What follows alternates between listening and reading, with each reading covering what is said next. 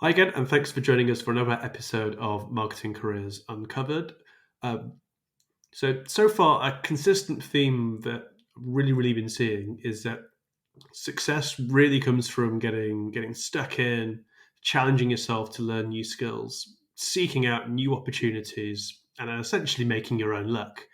And my next guest, Sofia Tyson, is no exception to that rule at all. So thanks for joining me today. So just to kick us off, could you just give us a little bit of an introduction as to sort of what you're doing, what you're doing right now? Yeah, so I am an SEO content editor for a legal tech startup. And alongside that full time role, I'm also the content strategy lead at a social mobility charity called the 93% Club. So quite a mixed bag between the two. But they're both like quite different and they fulfill me in different ways, which is nice. So I think the 93% club is how we became connected. So I think it'd be really useful for everyone listening if you could just introduce what the 93% club is, why it exists, who it's for, just a bit of background on that would be helpful. Thanks. Yeah, sure. So the 93% Club is a social mobility charity. It kind of seeks to support university students from state schools to kind of progress through higher education, which is something that many of us didn't have much support with. A lot of first generation students come from state educated backgrounds and kind of just supporting them through uni, but then also into their later careers as well. Kind of helping them, one, navigate the expectations of them, because they're probably often not familiar with them if they are first generation, and then two, kind of helping them get into the roles that typically are reserved for those with a big community or network pre-built for them. We kind of exist to build that network artificially for state educated students and give them kind of the leg up to get into the same careers that maybe our privately educated peers do, get that support for. So that sounds really worthwhile stuff. How did you get involved with the 93% club? Yeah, so the CEO and co-founder, Sophie Pender, she actually went to my secondary school and sixth form. So I'm a few years younger than her, and we know each other from there.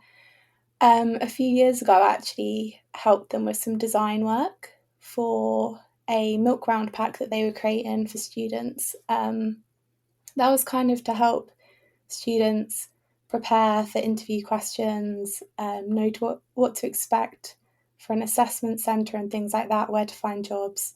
So I kind of already worked with them a few times on a freelance basis.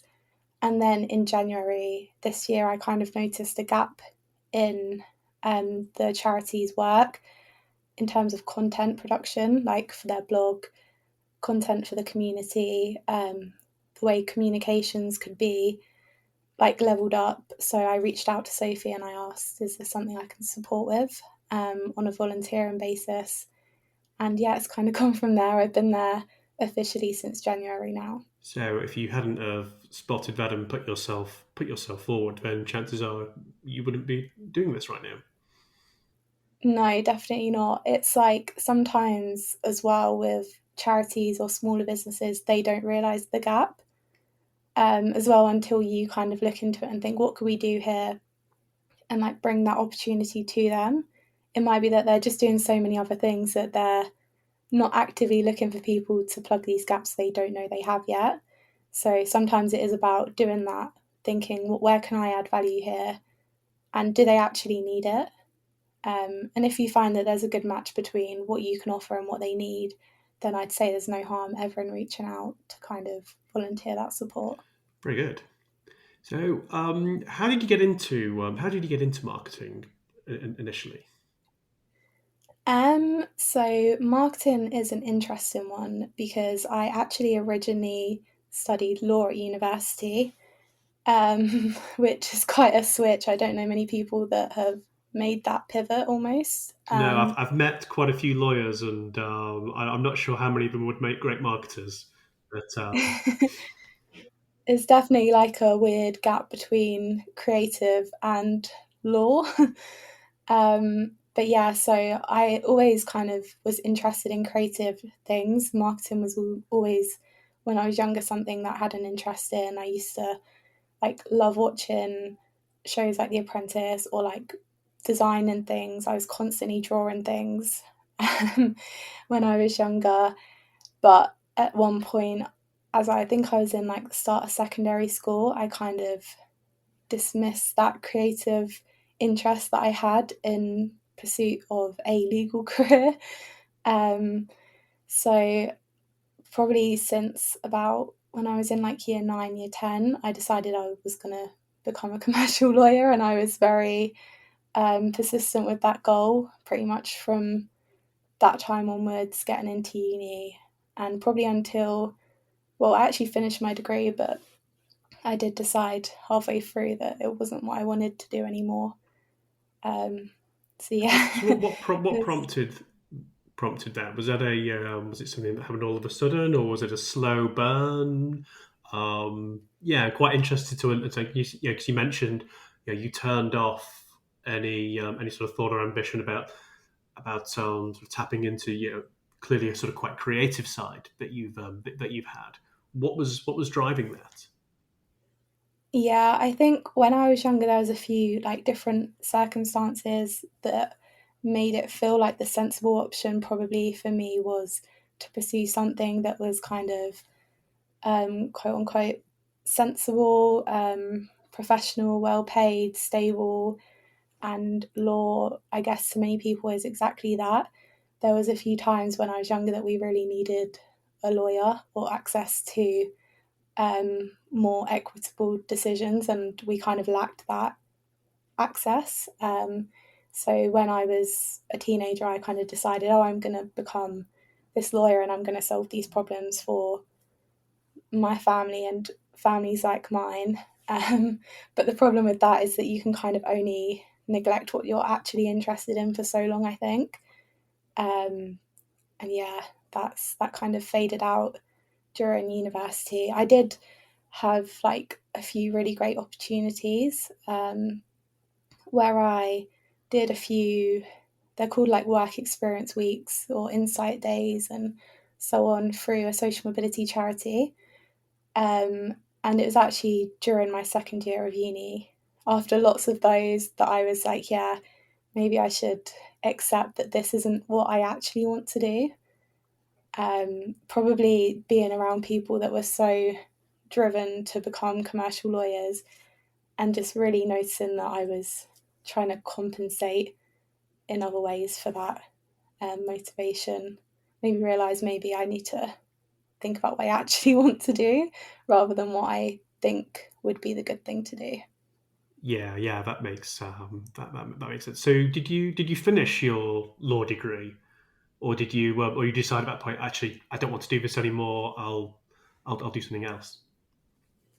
No, I don't really like quitting things. I was very determined to finish my law degree, but also finish it with a very strong grade. So I actually did really well. Every year I was there. I think I was in like the top 10% in my cohort every year. And then I won an award for the highest third year grades, funny enough, even though I decided in the second year that I actually didn't think I wanted to pursue law anymore. I wanted to make the most of having had that opportunity, I guess, to study something like law for 3 years. It's kind of a blessing to have that opportunity. I didn't really want to waste it. So actually, it sounds like, you still could have continued on that path and been a damn good commercial lawyer, regardless. But yeah, you still identify that actually it's not the thing that really lights my fire. So, well, yeah, that's quite a brave decision to take that different course, and not many people would. Yeah, I think for me it was knowing that I enjoyed aspects of law, but probably the aspects of the law that I enjoyed the most were actually things I could find in other areas. Like I loved consumer law, I loved cyberspace law. These are all things that you also learn in marketing, digital marketing, or just traditional marketing. So it's kind of making that realization that helped me a lot. So once you had that sort of light bulb moment of actually, I think marketing is the direction and place for me to shine. What was your next step? How did you start to get involved in that world? Yeah, so it was my second year that I realized I didn't really want to become a commercial lawyer, but that I was going to continue my degree. So I thought, how else can I kind of plug that gap that I have in terms of marketing knowledge and what would be experience? Because a lot of people would have been having a placement year in second year. And I didn't really have that opportunity because I realised quite late what it was I wanted to do. So I thought, how else can I kind of plug those gaps? And there was a few things that I thought I should invest my time here. So the first thing, I created my own blog, which I actually think has been one of the most helpful things when it came to getting my first real job in marketing. So my blog was kind of a bit of a brain dump of all of my various interests. So I had some articles about cyberspace on there. I had some about my favourite marketing campaigns. I had some about the laws on marketing. I kind of just built that up, publishing new stuff every week during my degree. Another thing I did, I started writing for a company called Student Heart, who that was actually my first like paid experience writing. So I would write 2 or 3 articles a month, and they would edit them, publish them, and yeah, that happened for maybe about a year. Um, Writing for Student Heart, and that was a really great way to like, for the first time, get feedback on my writing that wasn't from like my English teacher or my law teachers, but rather from actual marketing professionals. And how did you get involved with them? Was that something you proactively went out and offered your services? Was there a job opening there? Yeah, so I was always looking online for just writing opportunities. I probably would have accepted a lot of unpaid ones at that point as well. I was just quite lucky that they paid, albeit very little, like an article, they paid for it as well. So I was just looking online and I saw, I guess I was searching things like writing opportunities for students or internships and things like that. And I came across the opportunity and kind of signed up there. So yeah, I was quite lucky to have found that. But I know there's lots of things people can do, like writing for the student newspapers. Even if you're in a society, taking on the marketing role in that committee can be a great start. It's just kind of about finding those opportunities in quite niche places sometimes and realizing that it's about the skills, not the nature of the work. Yeah, and I guess having that confidence as well to put your hand up and go, actually, I think I can help you. I think I can help you here, and getting stuck in. I guess instead of waiting for the perfect opportunity or something more fully formed to present itself, just taking whatever you can to build that up. Right. Yeah, definitely. I think one thing early on in a marketing career you need to be willing to do is try things that aren't your perfect fit. Like they're not what you dream of doing, but they are going to get you there. It's kind of like you'll find that most marketing roles, even if they're entry level, expect experience of some sort. Without having created a blog or rent for Student Heart, I don't think I would have even managed to get that first step. So it is really about like thinking ahead. What are they going to want from me, and how can I get it myself?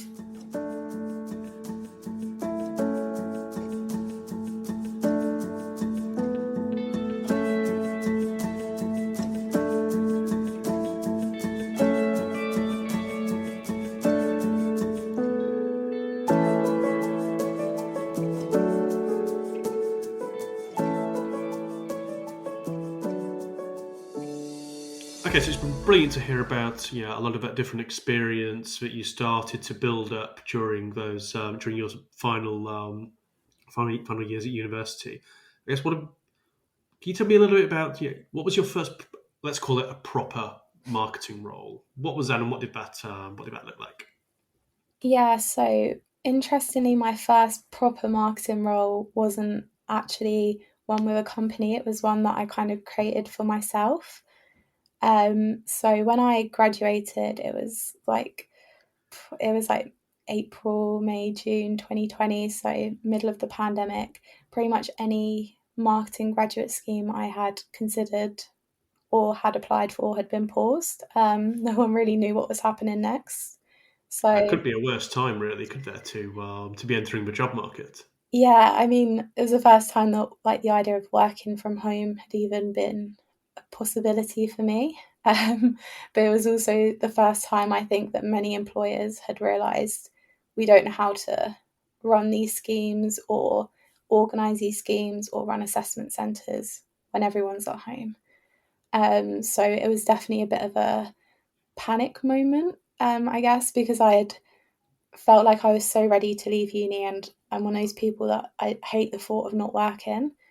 I wanted to kind of roll straight into a job straight away, and it quickly became apparent to me that that was not going to happen anymore. So I kind of had to think short term. What can I do to kind of one, build some skills in the meantime, and two, get some money that will tie me over until the job market recovers a little bit and I can get my first role in marketing. Um, so yeah, and I decided that I was gonna create a branding and illustrations business using my iPad. As you do. Yeah, I downloaded Procreate, which is like £5, and it was probably the best investment I've made. I had so many people like ordering illustrations from me. I was really lucky in that I kind of tapped into a niche that no one else had tapped into at that point. So where everybody, including myself, was graduating but was not able to be at uni or attend a graduation, get those pictures, I decided to offer graduation pictures, which were actually illustrations. So people would send me a picture of them, a picture of their university graduation kind of uniform, a picture of where they would have had their picture taken originally, and then just the name of their degree. And I would kind of bring it all together into a portrait. And yeah, I priced very low for it because I just had no idea what I was meant to be charging for these kind of things. But I got quite lucky in that I found the right places online to post like um, the offering, and I had lots of people coming in and kind of ordering those from me. So that idea of graduation illustrations, yeah, that's quite genius. Actually, really tapping into a specific moment in time and a really specific need. How did that niche present itself to you? I think one, I'm in a few like groups for people my age on Facebook. So there's one that's called like Girls That Graduate and things like that. And I kept seeing the same themes coming through in people's posts, like, oh, I'm so upset that I'm not going to get a graduation. I was experiencing that feeling myself. And so was like my partner and all of my friends. So I was thinking, or maybe I could make a few of these things for some of these people. And then as soon as I did it for like my friends, for example, I was like, this actually is something that I could offer more, like more broadly to a wider audience of people. And then before long, I was able to like reuse the backgrounds I'd created because I was getting lots of people from the same unis, and it kind of just grew more efficient the more people were interested. And you did that with an iPad and a £5 app. Yeah, I did. Oh, It was well done, well done. it was a bit of a learning curve, but also it gave me something to kind of focus on. And I am very creative, so it was almost like an enjoyable job. It was the first time I'd had like a non-retail job, and I was getting paid to do something I enjoyed. So yeah, it was good. And at the same time, you're learning about how to market your product. Yeah, you're starting to learn about pricing. Even if you have priced yourself probably far lower than you would do now if you were to do it. If you did to do it again, would I guess? Yeah, But still, all valuable lessons that are being learned at a very very early stage. But some people don't learn, sometimes until some years into their career. So a really great opportunity there. yeah, definitely. And it was a lot of like other skills. So time management, people wanted them. Loads of people one day wanted them. I had to kind of manage people's expectations. It was like delivering some kind of customer service, even though I was just one person doing this thing. It was about like managing people's expectations in terms of what I can draw. So like someone sent a really low quality picture. There's only so much I can do with that. Um, so there's a lot of things involved: the pricing, the time management, kind of just even thinking what should I move to next if this particular trend dies down. So I kind of broadened it out to like pet pictures, some like branding packages for small businesses. That was like including all of their Instagram templates and things like that. Even like business cards. So it was the start of like something very creative and interesting, but also something really new to me. Now, were you starting to think at this point, actually, do I need to get let's call it a proper job for a moment? Or were you starting to think, actually, maybe I could do something with this and keep it going? It's difficult because I feel like at that point I had such big aspirations for myself, and what I was doing was fun and it was interesting. But it wasn't gonna upskill me in the ways that I really wanted to learn. I wanted to learn like how big brands did their marketing. I wanted to learn from professionals, and like teaching myself things I could only get so far. So it was kind of never like it was never the goal to run my own business. It was kind of a short term thing, and that's never really changed, which is kind of why I stopped doing it as soon as I got my first full time role. Um, but yeah, I know some people have got like that entrepreneurial spirit. I just don't think I have it. I've just really want to be around people that can teach me more than I can teach me, I think. So what was your first full time role? Yeah, so I actually started as an intern in a digital marketing agency that specialized in SEO. So that was actually only a couple of months after I graduated and had been doing the illustrations. Now, Um, this is about as far as from law as you can get, really. Content for an SEO agency, it's worlds apart, isn't it? Yeah, it's funny that you say that because they actually let me do fun things like do legal training for all of the staff there, on how to like avoid liability in a PR campaign essentially, because there's lots of risks there.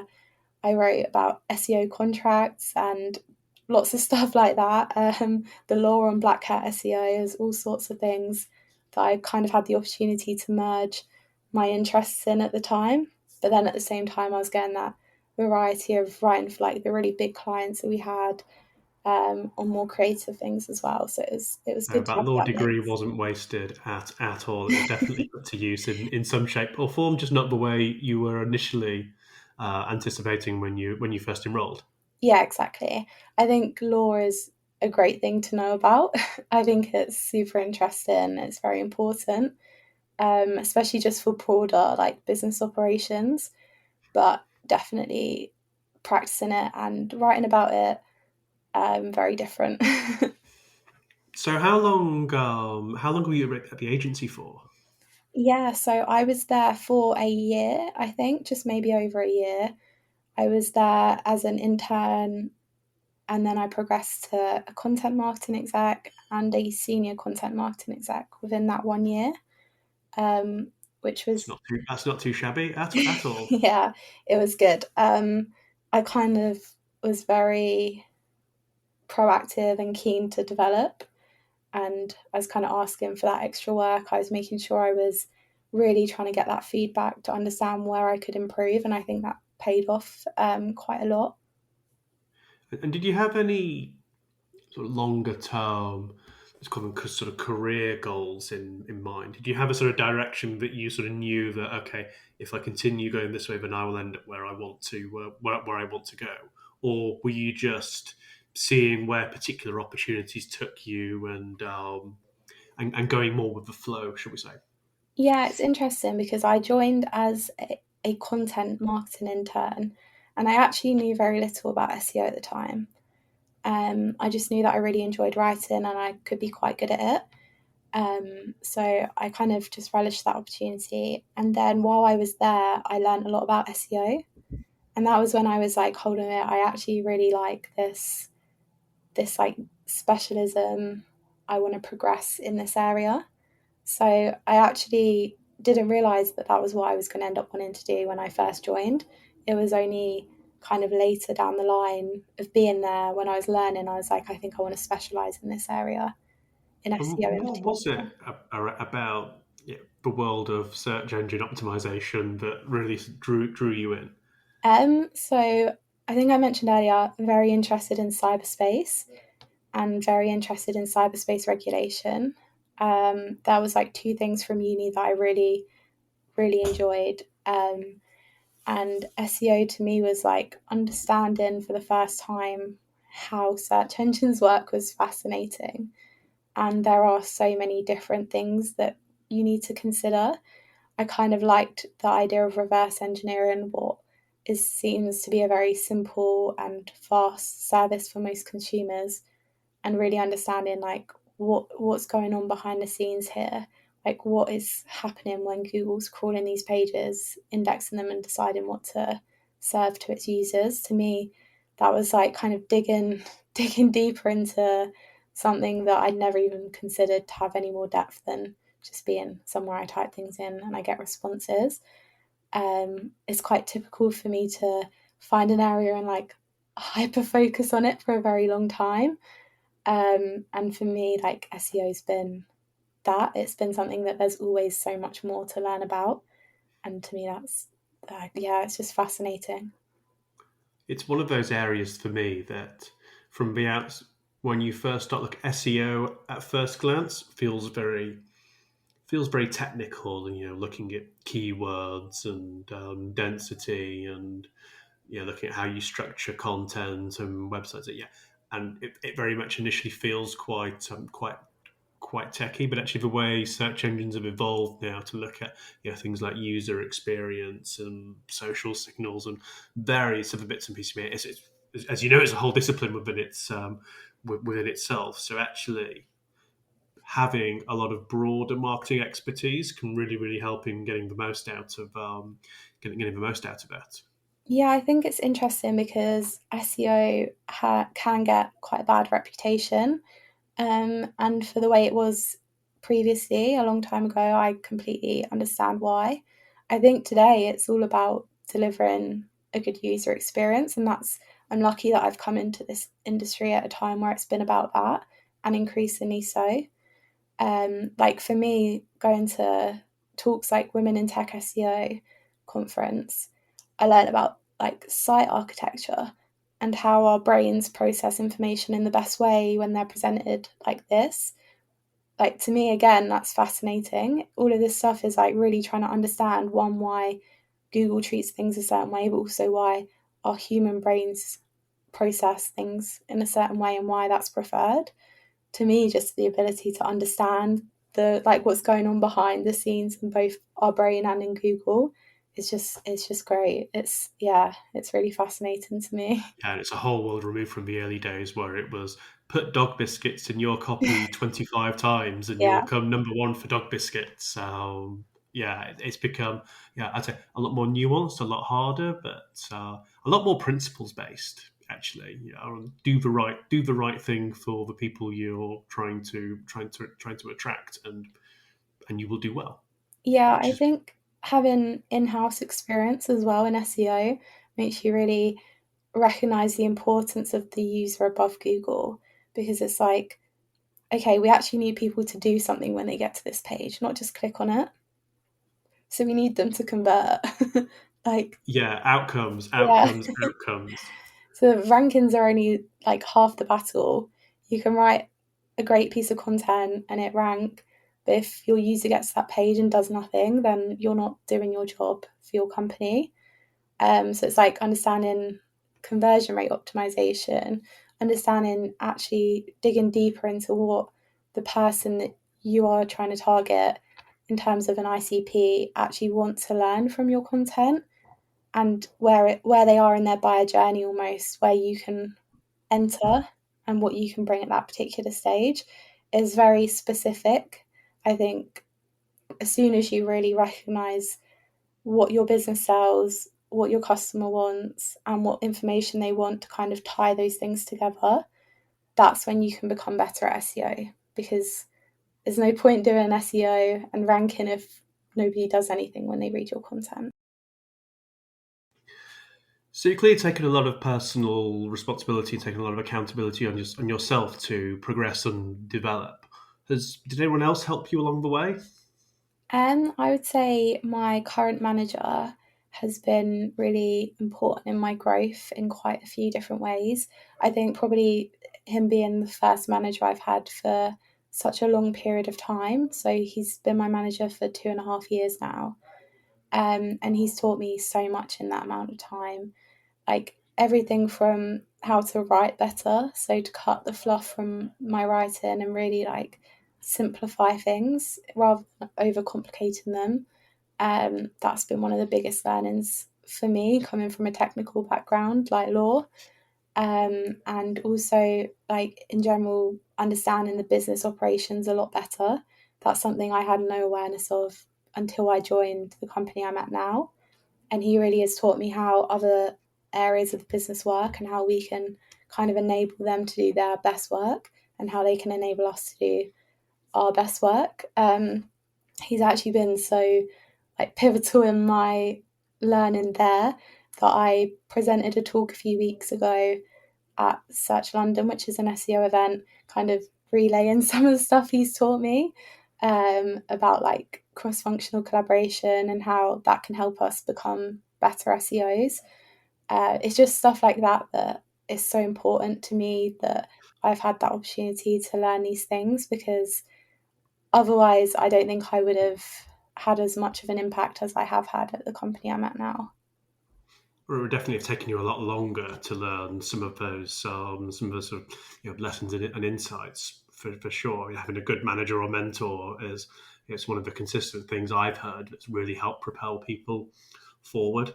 Yeah, definitely. I had a mentor as well recently, and she's like been fantastic in terms of really helping me build my confidence and push myself to do things that I honestly would never have imagined doing. So even like that talk, I would never have pitched it if it wasn't for her kind of encouraging me and letting me know that she thinks I'm ready for that. Um, I like to her, like she has really improved the way I kind of see myself now in a professional capacity, but also as just someone that can specialize in SEO and share knowledge, because I've never really felt that confident to share that knowledge until having these conversations with her where she's given me that encouragement. Oh, brilliant. And what other skills have you sort of picked up and found that have been really important and beneficial as you've been progressing? Yeah, I think probably one of the most important skills for me has been learning how to be data driven. Um, I am not a numbers person at all, or so I thought. So like I've always kind of shied away from anything to do with spreadsheets and numbers in previous roles, and that was just because I assumed, oh, I'm an English person. Like I took a calculator into my family law exam, which is very basic maths. Um, to me, like the idea of being numbers driven just wasn't achievable. But since I've been at the company I'm at now, I've really learned how to tie my impact to numbers, and also how to prioritize my work to tie that back to the numbers. And really, that means like making sure the content that we write is actually going to, again, convert, kind of drive leads, leads that then can convert to sales qualified leads and close one revenue. It's kind of, that's something that never seemed like something I could do, but it's been probably the single most important thing in terms of my progression at the company I'm at, because as a startup, they're very dependent on you doing a lot with a little and kind of prioritizing for impact. If I hadn't have kind of been able to adapt to that environment, I don't think I would have kind of survived in it. It's really about knowing where your work can get the results for the business, and being data driven is kind of the key to bridging that gap. I think I've personally found that's one of the bigger advantages of working for smaller firms. There's a lot more, say, pressure and accountability, but actually you don't have that safety net of being able to just do some work, and actually it doesn't really matter whether you actually deliver any tangible output or not. Well, not, it doesn't matter. You can get away with not having to explain or defend why you do particular things a little bit more. So there's less places to hide, but actually you can learn far more in a year than you would in maybe 3 or 4 at a much larger firm. Yeah, definitely. I think having that accountability. So, like for context, I was the first SEO writer at the company I'm at now. And for a long time, that was the case until only a couple of months ago. So, like having a channel number and owning that has been really important for me in terms of making sure that I am always doing impactful work. I'm doing work that's meaningful to the business objectives and not just like, again, fluffy. But also, like in terms of motivation, there is nothing that I can imagine driving me more than knowing that I am hitting a number and that that number is actually directly contributing to the business hitting its number. So probably like revenue, for example. Yeah, I can't imagine ever having that kind of impact this early on in my career at a big business. And that's kind of where I think it surprised me. I always thought I wanted to go into a big business when I graduated because it seemed like the stable and like again the right thing to do. But really, what I've realised is that you can actually have a much bigger impact in a small company. brilliant. So I guess to date, what's the highest point of your career so far? What's the things you're most sort of proud of? It's hard because I feel like I can be proud of lots of things, and then the next thing comes along and I'm like, that's now the thing I'm most proud of. So like for me, I've been the first to go to uni in my family, the first to get a certain type of job. I've been the first to have like an academic publication, the first to present a talk, like even the first to be on a podcast, for example. Like all of those firsts to me are really probably small achievements for certain people, like even just graduating from my law degree or getting a first or like getting that highest grade. Like to me, they're all significant achievements, and sometimes I can't believe I actually have done them. But then it's like that's just only until the next thing. So for me right now, I think the biggest achievement and like biggest high has just been watching Duro's organic traffic grow, because like I said, I'm really in with the numbers, and it really is the most exciting thing to kind of see that tick up. Like look at that graph every day and it's just going up, and you know that the strategy that you're deciding on and executing is driving that. It's like a long term thing, and that's probably why it seems like such a big high, because it's like I've worked on this for a really long time. There's like hundreds of articles that have gone into these results. It's like something that you can be really proud of. I Yeah, and think, you're really close to that, aren't you? You're not yeah, just along for the ride. You're in the driving seat there, helping propel that forward. yeah, I think that's probably the biggest achievement, because again, that's not something I could ever kind of envisaged for myself when I graduated. Having that kind of impact, but it's been really great to have it. What are some of the things that you haven't quite expected, or things that haven't quite gone to plan that you've learnt from? Yeah, I'd say one mistake that I've made a lot of times, but I am conscious about it and I'm trying to get better at it. There's been times where I've taken on too much stuff.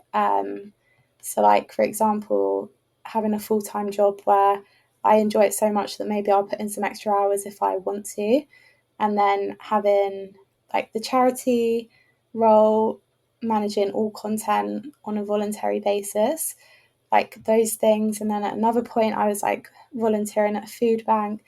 There's times where I cannot say no to things because I just, in my head, I want to do everything. I'm like, I don't want to say no to these things because I want to enjoy and have these opportunities. But as a result, I can find myself becoming a bit like burnt out at the end of those really busy periods. And like, I don't, yeah, it's something I definitely need to work on because it takes me a while to like pick myself back up after that burnout. But already I've started like just managing my calendar a bit better, making sure I've got kind of enough breaks between different projects, and like I've been a lot better at saying no to people, or saying I can do that for you, but you're going to have to wait till next quarter because this is like the main priority right now. I think it's great to practice that in the charity at the moment because one, like we're not getting paid for this work, so you can kind of set those limits, but also when you own something like content, there is that flexibility. I think you have to build that skill of saying no in an environment where it's safe to say no, and then kind of develop it further in other areas.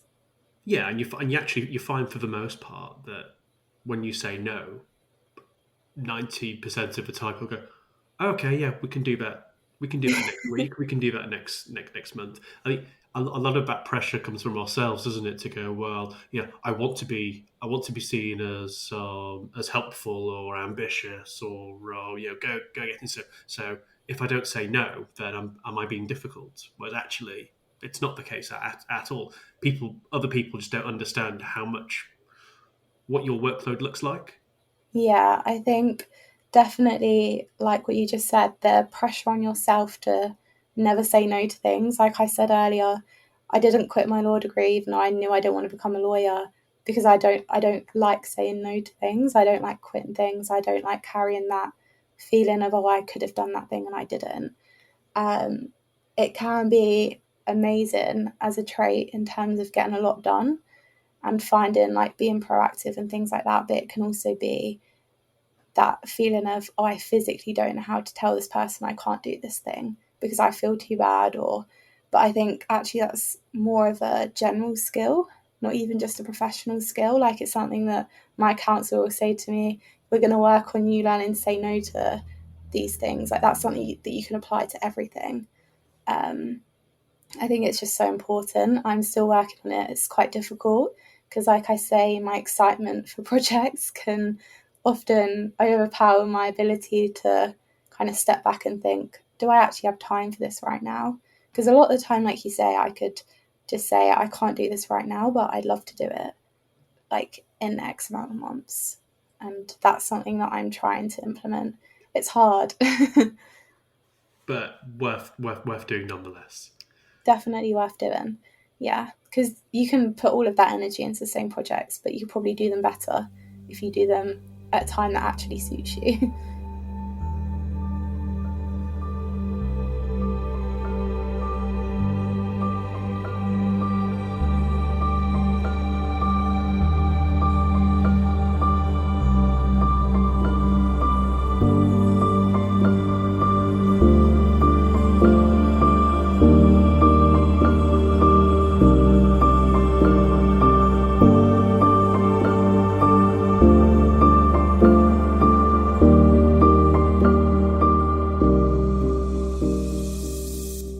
Okay, so you've packed quite a lot into a few years there. So you'd definitely be keeping yourself really busy. What's next for you? Yeah, so like I said earlier, I'm really enjoying that kind of specializing, the digging as deep as you can possibly dig into a certain area. For me, that's like content and SEO, it's content strategy, it's like how we can improve the business objectives, like the targets that we can achieve as a content team through SEO, and kind of just really understanding better how we can do better at our jobs as SEOs. And I don't think I could do that without specializing, keep learning. I've got like a learning hub in Notion where all of my webinars and conference takeaways and everything, they're all captured in there. I'd say if I have to do one thing going forward, it will be just keep acquiring that knowledge and growing into that specialist, and kind of implementing that in a small business like I am at the moment, where it really has that impact. And are you planning to continue your work with the 93% Club? Is that something that's not going to stop anytime soon? Yeah, definitely. I'm super busy, but I feel like that charity means so much to me. Um, like the people that I get to work with are people I would never get to work with normally. We're all from such different jobs. Like I'm learning so much from other people, and they're really upskilling as well. And it's great to be around those kind of people and that kind of momentum. So yeah, and also I do think that that charity can achieve so much. So in terms of like how many students are in that network, we've just opened up to professionals as well. It's got such high potential in terms of reach, and it's super exciting to see what kind of impact we can have there. And any other sort of particular areas that you've earmarked where you go, actually, there's some other areas where I probably still want to do some work to develop? Yeah, so I think part of being an SEO and in a small business, you have kind of limited contact with other areas of the business sometimes, or perhaps you don't have the opportunity to manage stakeholders, especially this early on in my career. It's like I'm lucky to have that opportunity sometimes. But for me, I'd really like to have that opportunity a lot more and kind of develop my skills there. And that's something that I am kind of actively growing into. So I've asked my manager to give me certain types of extra like work to kind of develop that skill where I get to collaborate with different teams. So that's been really useful. And then also finding that opportunity within the charity where I've got that flexibility has been really great. So I'm like working on big rocks with some members in the professionals community where they're like contributing some of their advice and I'm packaging it up like that. To me is a great opportunity to develop that skill. And so I just want to keep going with that. And the golden rule there is, yeah, if you don't ask, you don't get. So, Yeah. yeah, continuing to put yourself in that position where you're putting yourself forward, you're putting your hand up, you're seeking things out is the only way really that you progress, right? Yeah, I think as well, like when you're in such a busy, fast paced business, it can be easy to assume that your manager will always know what you want to learn next and give you those opportunities. But really, like, they can't read your mind. They don't know what you want to develop in. They know what you should develop in, and they probably give you that work already in terms of like gaps that they recognize. But if there's something that you know you want to do better at, but you've just never had the opportunity, then you do sometimes have to vocalize like, hey, I want to try this thing that I've not had the chance to do yet, because they're just not going to think of it otherwise. No, quite often the perspective is, this is what the business needs to develop, or this is how the business needs to develop. Now, yeah, in an ideal world, what you want to do completely aligns with that, and it's a nice smooth trajectory. But often not. Yeah, sometimes there's slight divergences, and that's fine. But yeah, you say if you don't say, nobody knows. So you can't be surprised then if you don't end up where you want to go. Yeah, I think also like recognizing that you are going to learn some things that you didn't really have on your list of things you wanted to develop in, but being open to that, because that's actually where I've realized, again, like being data driven, the thought of that terrified me before, but now I've had the chance to do it. It's probably one of my like favorite skills.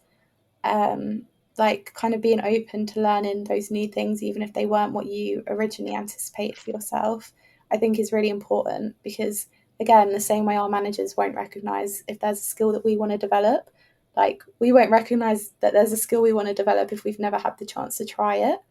And I think being in like the company I'm at now in that fast paced environment where it's very hands on, I'm just lucky to have so many opportunities to learn. And I think like if you are early in your career, it's so important to take those opportunities and do everything you can with them. Very good. So just to wrap us up then, before we finish, what are the last piece, a couple of pieces of advice that you'd give to somebody progressing in their career now, based on what you've learned and picked up over the years? I know I've just said don't say yes to everything and then say no, but I would say try to say yes to as much as you can. Um, if it feels like it's aligned with what you want to achieve, don't like dismiss things because they aren't exactly what you imagined. Because more often than not, like it will take you down a road that you never even considered, and you might really love it. So I'd say like be very open, especially early on in your career. Like offer to do these extra things that can kind of really upskill you. Also, be really open with your manager and say, I actually want to do this thing. Don't be afraid to vocalize that you want to develop in a certain area. I think you just got to be really open and transparent and willing to learn. I think that's probably the single most important thing you can do to kind of learn quickly, acquire experience quickly, and maybe make up sometimes for the years you don't have yet. I think it's really important. Brilliant. Thank you ever so much for spending some time with us today. Really appreciate that. And yeah, hopefully we'll see more great things from you to come. Yeah, thank you for having me. I really enjoyed it.